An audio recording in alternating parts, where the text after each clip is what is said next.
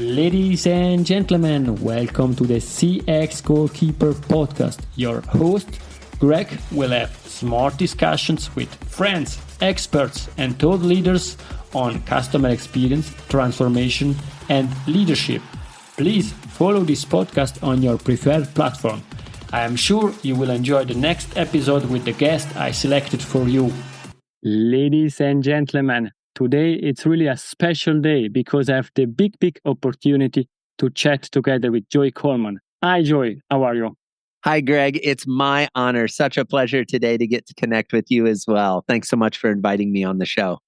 I am super happy. I would say finally on the CX Goalkeeper podcast after I listened so many episodes of Experience This. I am super happy to have you, and it's a bit strange to listen to your voice because now it's on my podcast.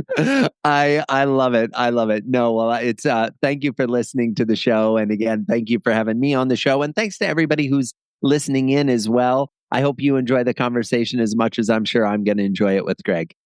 Thank you very much. And today we want to discuss about your latest book, Never Lose an Employee Again. But before we deep dive in this outstanding, amazing piece of work that you created in the last few years, we would like to learn a bit more about you. And therefore, could you please introduce yourself? Sure. So for the last 20 years, I have spent my time teaching companies how to keep their customers and keep their employees. I do that as a professional speaker. I do keynote speeches. I lead workshops. I do that as a consultant, working with companies one-on-one to either enhance their customer experience or their employee experience or both. And I think the way we originally got connected is I write books. My first book was called Never Lose a Customer Again. My newest book, as you shared, is called Never Lose an Employee Again. And both are about how to pay attention to the first 100 days of the experience so that we can lay a foundation for long-term engagement and retention. Thank you very much, Joey. We will have a few bit time to deep dive in your second book in a few minutes. But first of all, which are the values that drive you in life? Oh, I have a number of values that I try to drive my life by. I try to live by a philosophy of personal growth and learning. I'm trying to always learn new things, have new experiences, be exposed to new ideas. I try my best to practice gratitude. I feel very fortunate for the blessings I've already had in my life, for the blessings that are already on their way, the possibilities, the opportunities. And at the end of the day, I try to infuse as much of my life with fun and playfulness as possible. I think we get one chance to lead this life, and we might as well enjoy it while we're going through it. So those are some of the key guiding principles that I try to live my life by. Oh, that's really great. And I think only touching on two of them, fun and curiosity or learning new things, I think this is really what we can find in your book, Never Lose an Employee Again. Because this is really an amazing piece of work and an outstanding book. And let's stop here. To the audience, please go buy the book and then please come back to this podcast. And perhaps really starting about your book. Where this idea come from, never lose an employee again, after writing Never Lose a Customer Again? The title are a bit similar. The titles are similar. No, absolutely. And the premise of both books is similar. You know, we've got 100 days to get the experience right. We need to be intentional in our interactions with either our customers or our employees or both, as it would be. But the idea from the book really came from a number of places. Number one, I had been in the customer experience space for about 5 minutes before I realized that you can't have great customer experiences if you don't have employees who are going to help you deliver those experiences. It's also the case that I think the customer experience and the employee experience are two sides of the same coin. As we improve one, we improve the other. Happy customers makes it easier for the employees to go to work. Happy employees treat the customers better. So if we're feeding on one, we should be feeding on the other. And what I realized is that in many organizations, customer experience and employee experience are two separate things. They're two separate conversations, two separate departments. Usually the people that work on customer experience, the account reps, the customer service team, maybe the marketing team, the sales team, they don't spend a lot of time thinking about employee experience. And usually the people that are responsible for employee experience, the head of human resources or the head of people or head of talent, doesn't spend a lot of time thinking about customer experience. They're thinking about the employees. And if I see these as two sides of the same coin, I thought it would be good to have two books right next to each other, one that was focusing on customers, one that was focusing on employees, with the idea that you could read both books and apply new ideas and learning to either direction of the relationship. It's very, very interesting. And what you're sharing, I think it's really key. You mentioned this example of customer contact center representatives, and thinking about the experience that they are living every day in the contact center or at home working from home compared to what it's offered to the customer. Customer have the best in class technology, the best app. They find everything. It's super easy to find them. Everything is real time. And on the other side, you have in the contact center 7, 9, 10 different systems that are not real time, and they need to navigate through the system. And also I faced the situation where also they were required always to log in during the call. And Yes. therefore it totally makes sense what you're saying. Yeah, it's fascinating to me that in many organizations, the worst part of the employee experience, those are the employees who have to deal with the customers. So whether that's the call center rep or the person at the checkout station at the store, or the person who's on the front line dealing with the employee, these are the people we need to be supporting. These are the people we need to be providing resources to and training to and experience to, so that they can deliver the great experiences for our customers. But yet in most organizations, they're the lowest paid, least status, least amount of resources in the entire company. It makes no sense. Exactly. And in your book, you are sharing 8 phases. Could you quickly please elaborate through these 8 phases? Yes, and I'll do my best to do it quickly, Greg, but because there are 8 of them, it takes me a little bit of time. Take your time. I appreciate that. So they all start, just as a preview to our listeners, they all start with the letter A. And the idea is if you get all of them right and moving well, it's like getting high marks on your report card from your employees and your team members. So the first step is the assess phase. In the assess phase, a prospective employee is trying to decide whether or not they want to come work for your organization. They're looking at your job posting or your career advertisement. They're going to the About Us page or the career page on your website. They might be looking on social media to see who they're linked to that works at your company and asking them questions. They're submitting their resume or their application. They're going through the interview process. All the things that are allowing them to assess whether or not they want to work here, while we as the employer are also assessing them as a candidate. We then come to phase 2, the accept phase. The accept phase, again, has 2 component pieces. The employer accepts that this is the candidate they want to extend an offer to. So they make an offer. And if we're lucky, that desired candidate accepts our offer. Immediately after that, they go to phase 3, the affirm phase. In the affirm phase, the newly hired employee begins to experience something I call new hires remorse. They begin to doubt the decision they just made to accept the job offer. And in this phase, we need to affirm that they made the right choice. We then come to phase 4, the activate phase. I call it the activate phase because we want to energize the relationship. This is the first official day at work. They show up at the office, they show up online, they're officially an employee, and they're going to begin their training or their onboarding or they're working with us. This is the only phase, Greg, in the 8 phases that last a single day. All the other phases, maybe 2, 3 days, a month, weeks. This phase, 1 day. And so what are we doing to make that day absolutely remarkable? We then come to the 5th phase, the acclimate phase. This starts on day 2 on the job and lasts for weeks or even months as the new employee gets used to our way of doing business. They learn our policies, our procedures, our practices. They learn about their role, their responsibilities, the requirements, and the relationships they have to keep within the organization. In most companies, they try to compress the acclimate phase into 2 or 3 days, when in reality, it should be 2 or 3 months, giving the employee time to get used to things. We then come to phase 6, the accomplish phase. In the accomplish phase, the employee achieves the goal they had when they originally accepted the job offer. Every employee has a vision of what life will be like as an employee. The question is, do we know what their vision is? Are we tracking their progress towards that goal? And when they achieve it or accomplish it, are we celebrating with them? We then come to phase 7, the adopt phase. In the adopt phase, the employee becomes loyal to us and only us. They're not taking calls from recruiters. They're not looking for other jobs. They are committed. They are part of our culture. They are contributing to the experience that the coworkers have, and they own that experience because of their longstanding commitment to the organization. And last but not least, the 8th phase, the advocate phase.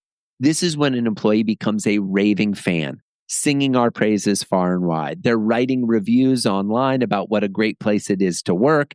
When there's a new position open, they're recruiting their friends, their colleagues, the smartest people they know to apply and come join them at work. Advocates are the ideal employee in many ways because they're the ones that are coming to us and keeping us going and singing our praises.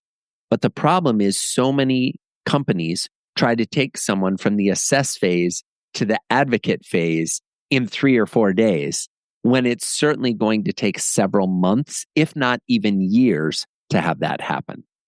Thank you very much, Joey. And I think I need to state that perhaps we are on the wrong channel because it's not a masterclass and you are giving us a masterclass about employee experience. We should charge all the listeners. I love it. I love it. By two, don't worry. There you go. Sounds lovely. No, that's perfect. Everybody that you were on a lot of podcasts, you already explained that several times. And you got a lot of compliments and a lot of people already bought this book. But what I really like is that you were thinking about the employee experience end to end, from the beginning to the end, and not only one specific phase. It's clear when companies want and are going to implement that, I'm quite sure with your support, then they need to focus on the different phases, but at least something that you have end to end. And this is often what I miss in companies. They're really focused on one touch point or something. We need to improve the first day. Perfect. You do a great first impressions, but afterwards you send your contact center agents 3 weeks in trainings, and then they will never get a training again. That's not possible. And therefore, I really love this way to explaining that. Greg, I appreciate that. And you're so right. The thing that I find most interesting is in many organizations, there's no one who even knows the entire journey, let alone is responsible for the entire journey. In many organizations, there's someone who's responsible for hiring. There's someone who's responsible for the first day. There's someone who's responsible for the performance review at the 1-year mark. But there's no one who's responsible for the experience every single day, the experience across the entire journey. And rarely, to your point, are organizations having this conversation that looks at the whole picture as opposed to just these individual little touch points. So I couldn't agree more with you. No, and sorry, now going out of topic, but what you're saying, I think it's really extremely interesting because also taking the lens of an employee or somebody looking for a new job, getting an answer, yes or no, it can be life-changing. Absolutely. And perhaps you in the company, you have strange processes, complex processes, decision processes, and you went 1 day, 2 days, 3 days, 1 week. And on the other side, somebody's waiting, oh, I really want this job. And they don't get the answer. And that's extremely difficult. And I think this is something key that you are also explaining in a great way. These first 100 days. Could you please elaborate a bit on that?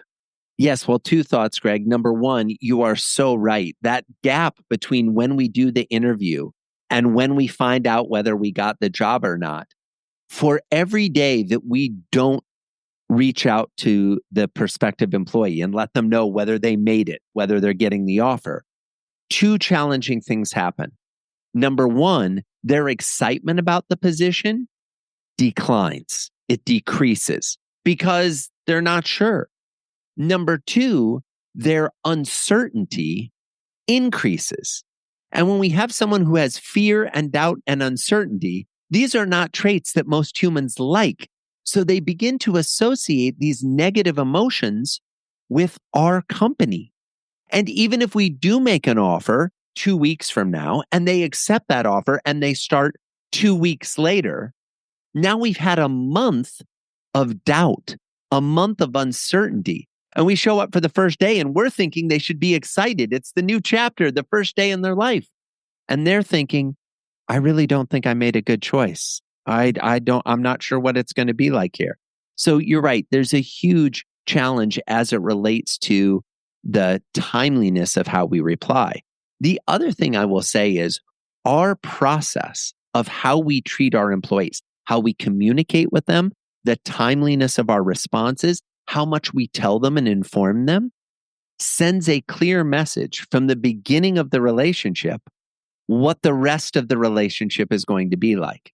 If I have an interview scheduled with you, Greg, and you cancel the interview, or I'm sorry, we need to reschedule, or you show up late, or you're unprepared, what that tells me is this is a preview of what's going to happen when I'm an employee. And now I'm not interested in the job, or I'm anxious or fearful or doubtful about the job. So there's two pieces at play here. There's the strategy of what we want to do for our employee experience, but there's the consistency of the tactics and the interactions and the touch points that are contributing to the emotional feelings that a prospective employee or a current employee has about our organization. I think it's extremely important, and it's also how we are showing or explaining our brand to people joining us. What's our mission? What's our vision? We want to do the best possible things as usual in the company's visions, but you need to wait 3 months to get an answer from me. Exactly. It doesn't work. No, it doesn't work at all. We should treat our employees the way we wish we were treated. And the other thing I'll say to this is most humans, whether they're a prospective employee, a current employee, a prospective customer, a current customer, when we don't communicate with them, when time passes, they presume the worst. They don't presume the best. They don't presume, oh, they're busy, or, oh, they've just got other things going on, or, oh, they really like me. They just have to interview some other people before they tell me that they picked me. No, they presume I don't matter. I'm not good enough. They don't care. Second choice. Exactly. They presume all the bad things only based on our lack of communication. Not because of we're telling them they're bad. It's when we say nothing, most humans presume the worst. Exactly. And in order to avoid that or to ensure that it goes smoothly, we are in this 100 days, the first 100 days that an employee is with the company. Could you please elaborate a bit on that? Yes. So the research shows, Greg, that somewhere between 20 and 70% of newly hired employees will quit before the 100-day anniversary. These numbers are staggering. Okay, depending on the job, depending on the industry, depending on the position, the numbers might be higher or lower in that range, but it's always within that range. So here's the question I was left wondering. What could we do to get them to day 101? What could we do to get them to not quit at the beginning? Because the research also shows if on day 101, you're thrilled, you're happy, you're an employee who feels like this is the right place for me, this is amazing, the typical employee will stay for more than 3 years. I understand that being an employer is hard. I understand that managing a team is difficult. But if you can lay that foundation in the first 100 days, the long-term return on investment, the long-term benefit is well worth it. And what you're saying, I think we can also link that with financial numbers. How much it costs to hire somebody, how much it costs to train somebody. And sometimes in customer experience, we have also this issue, not linking the results of what we are doing with real benefits from a financial point of view. And also in this case, what you're saying can be one-to-one translated into numbers that we can then share with the CFO, with everybody, and then it's easier to get the case and to start this journey. Absolutely. Greg, a few statistics, if I may. In the typical organization, the cost of hiring a new employee is 2 to 3 times the salary of the position you seek. So it's a huge amount of money. And that's the hard cost. What about the soft cost? The loss of productivity, the loss of speed, the loss of morale when other employees are left to fill in the gaps and take care of that person's job while we're waiting to hire that new person. These are incredibly challenging. I don't have the numbers, forgive me, for Switzerland, but I do have the numbers for the United States. And in the United States, turnover of employees, just employees quitting, costs businesses in the United States $700 billion a year. $700 billion. That's a huge amount of money. And those are the hard dollar costs. We're not even factoring in soft dollar costs of lost time, the additional human power it takes to train someone, to find someone, to recruit them, to get them on board, to get them ready. There are so many financial costs that in many ways make the emotional cost that much more significant. And it makes totally sense. And to the audience, you should hire Joy, because then we can also have the numbers for Switzerland. For Switzerland, that would be perfect. To all companies here, please hire Joy so that we can get this information. Joke aside, or a difficult question for you. And I'm not asking to decide you which is the child or that you prefer, but you are sharing a lot of great example in your book. Which is the one that you prefer the most? Oh, you're right. It's a challenging question, Greg, because there are over 50 case studies in the book from all 7 continents. So I wanted to be able to write a book that addressed the wide variety of experiences and case studies. Why don't we do this? Why don't you pick one of the phases and I'll give you an example of a fun story in that phase. Okay? Because you're right. It's tough to pick which ones because there's so many fun ones. Sure. Then it's not a phase, but it's something that we can find also in the book. Hiring for attitude. Do you have perhaps one example on this topic? Hiring for attitude. Absolutely. So in fact, this is a fun example because I can share an example of hiring for attitude that isn't in Switzerland. Forgive me. Actually, let me think about that. I actually do have a Swiss example. I have a Swiss example. So we'll do this. This isn't in the book, but this was in my research. Okay. There was a company in Switzerland that was responsible for running the security scanners at the airport, the X-ray machines where you put your bag and you go through and you see the X-ray. And they were having a hard time finding employees to run the X-ray machine. And so they wanted to get creative about finding people. So they went to their executives and to their traveling salespeople, and they gave them a piece of carved metal to put in their bag whenever they flew. And the piece of carved metal said, and I'm going to translate it into English. It didn't say it in English, but it basically said, if you're reading this, we'd like to talk to you about coming to work for us. So whenever their people were flying through the airport, the person reading the X-ray, reading the scan of the luggage would see it, and it would have the URL of the company to go to apply for the job. And they were the only people that saw it because they're the only ones that are seeing the metal show up in the scanner. That's a great example, I think, of being creative in how you advertise and hiring for attitude, because the kind of person that would see that and laugh or think it's funny or say, that's a place I want to work, is probably the kind of person you want to work with. Now, what's interesting about that example is it also had not only the attitude, but the aptitude, the skill that they needed of the person running the X-ray machine. That was the only person that would see it. So by default, anyone that went to that URL and applied, they knew was qualified because the only way they could have seen that ad was in an X-ray machine at the airport doing security. So that's an example of, the ability to think creatively, but also hire for the type of person you want, even if they might not have all the skills you want them to have. It's great. And after hiring this person, the person stay with the company, and they get some benefits. And you have also amazing benefits shared in your book. which are the two preferred or the two the strangest that you know?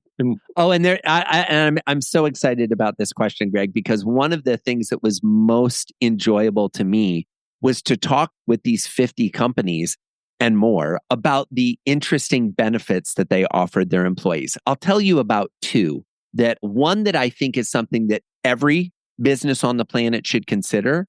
And the other one is the one that the most readers of the book and people in the audience have responded positively to. So first, the one that everyone should consider. There's a web development firm in the United States called Yoko, and they decided to carbon offset the impact that their employees had, not only coming to work in their commute, at the office while they were working and going home, but also any impact they were causing in their house. And they did all the math and all the research, and they worked with some professors to figure out, well, what not only is the right number, the right impact, but where should we offset? Should we buy carbon credits? Should we invest in environmentally friendly technologies? How can we do this? And they did an amazing job of doing their homework and making sure it wasn't greenwashing and that it was an effective investment. What was most interesting about this, though, Greg, is when they rolled it out to the employees. The CEO told me that several employees cried in gratitude and thanks because they felt guilty about the impact they were having commuting to work. They felt guilty about their building websites that take more electricity. And in many places in the world, electricity generation is one of the biggest problems we have with climate. And they felt that their employer was looking out for them and looking out for the planet. It actually then became a recruiting tool because they would talk about it in interviews as a way to differentiate themselves from other companies that an employee might be interviewing at. Here's the craziest piece of the whole research, though, Greg. The cost per employee was less than $30 a month. Incredible. Not a big investment to get your employees crying in gratitude, right? Really small. The other one I'll give is an example from a buddy of mine, John Ruland, his company Giftology. So John is an amazing speaker and writer. I'm sure you're familiar with him in the CX space. He's very well known. All of his employees, or the majority of his employees, are women who are also mothers. So that's his employee base. And he was trying to come up with some fantastic employee perks for his employees. Lots of times we think, oh, the employee perk has to fit for every employee we'll ever have. No, you can make a perk that's just for the ones you currently have on payroll. And what he did was two things: unlimited house cleaning and unlimited babysitting, paid for by the company. Now, folks, if you're listening, Greg's face when I just said that, I'm watching, Greg's face was like, wait, what? Unlimited house cleaning and unlimited babysitting? Yes. And John did a couple of remarkable things when he rolled this out. Number one, they don't just give the person money to pay for those things. Because what they learned is if they just gave this mom $200 to pay for house cleaning, she wouldn't get the house cleaned. She'd spend that money on shoes for the kids or games or sports or whatever it would be. So instead, the employee has to pay for it and then they submit for reimbursement. But they can submit any amount as often as they want. As long as they submit, here's the receipt I paid the person that cleaned the house. Here's the receipt of what I paid the babysitter. It gets reimbursed immediately. The other thing they decided was each employee picks who they want to clean their house and who they want to be the babysitter. They didn't make an agreement with a house cleaning company or with a babysitter company. They said, you go pick who you want, who you feel comfortable having into your home, and we'll pay for it. When we look at the number one factor of stress for our employees in their non-work life, it is their relationship with their spouse and their relationship with their children. And by putting house cleaning and babysitting as employee perks, we reduce that stress. And in fact, we increase the experience because now that I've got babysitting, I can go on date night. Now that I've got house cleaning, we can come home and play a game as a family instead of clean the house all weekend.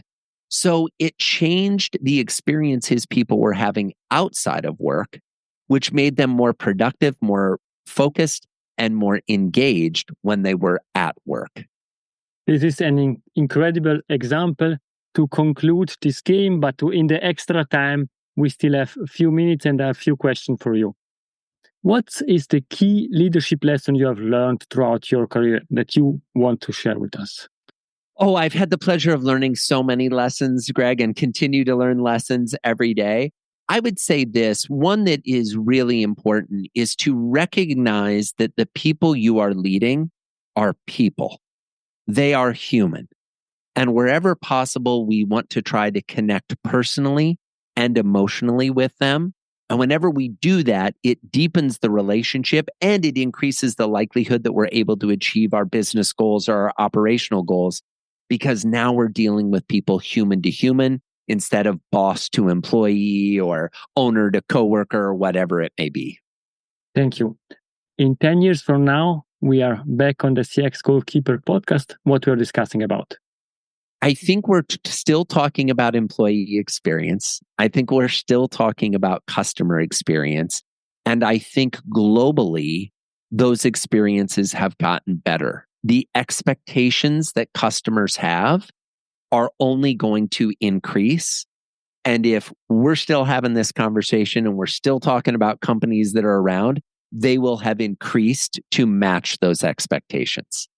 I was thinking more about never lose a fan again, never lose a patient again, never lose a spouse again. Yes, that is a possibility. I think I might, for now, I think I'm done with the Never Lose a books, but there may be one in the future. Who knows? Thank you very much. And sorry for the joke. No, I love it. No, it's great. It's so true. What's the best way to contact you?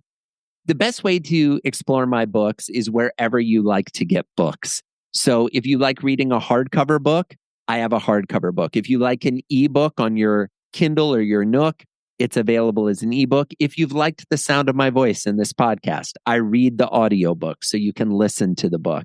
The best way to find me is on my website, joeycoleman.com. That's Joey, like a baby kangaroo or a 5-year-old child, Joey. Coleman, Coleman.com, joeycoleman.com. You can find me there. And if you're big into social media, which I am not, you can find me on LinkedIn. That's the best place to find me. But if I can be of support to anyone listening or anyone wants to talk about ways to enhance customer experience or employee experience, please don't hesitate to reach out. Thank you very much. And to the audience, you will find all the information and the contact details, including the link to the 2 amazing books that Joey brought. And now we are coming to the last question. Is Joey's golden nugget, it's something that we discussed or something new to leave to the audience?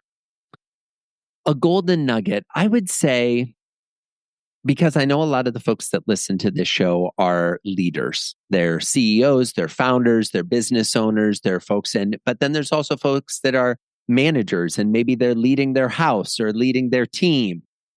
There's always an opportunity to treat humans as humans. There's always an opportunity for personal and emotional connection. And if there is one skill that I would suggest people continue to work at developing, it is the skill of empathy. When we understand what another person is going through, when we do our best to step into their shoes and see the world from their perspective, it makes connection easier. It makes bonds stronger. It makes our worldview more expansive. So wherever you can, try to create personal and emotional connections. And the best way to do that is from a place of empathy. The only thing that I can say is, Joey, thank you very much for your time. Please stay with me. To the audience, it's everything. I hope that you enjoyed this discussion as much as I did. Please really go to Amazon or your preferred bookstore and buy Joey's books. It's really worth it. Thank you very much. If you enjoyed this episode, please share the word of mouth. Subscribe it, share it. Until the next episode, please don't forget, we are not in a B2B or B2C business. We are in a human-to-human environment. Thank you.